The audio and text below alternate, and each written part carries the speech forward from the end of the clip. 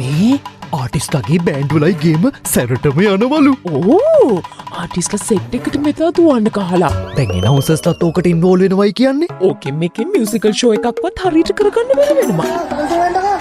මොන්න බොරුද? ඕවගේ පස්සේ තමයි නියම මියසිකල් ෂෝ එක තියෙන්නේ. පලඳලා මුතුසින තවලඟට එන්නමා. එදා වෙදාතුර ප්‍රාසංගික වේදිකාව හොල්ලපු බෑන්ඩ්ස්, ඩාන්සින් ටීම්ස්, ගායක ගායිකාවන් වගේම අනවුන්සර්ස්ලත් එකට තරගවදින නැවැන්තම ක්‍රිකට් ටූර්නමන්ට් එක. සමන් දෙන්න ඔන්නාවා මෙන්නාවා. EPL Cricket Festival.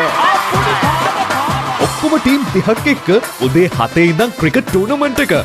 හවසේ ඉඳන් පාන්දර 1 වෙනකන් එකෝස්ටික් බෑන්ඩ්ස් 4ක්, බීට් බෑන්ඩ්ස් 4ක් එක්ක ආටිස්ට් 25ක් ස්ටේජ් නගින මියුසිකල් ෂෝ එක.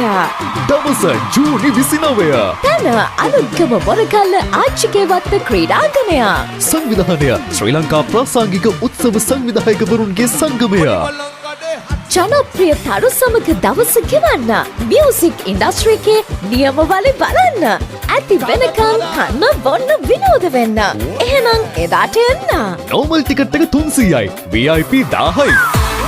EPL Cricket Festival and live in concert.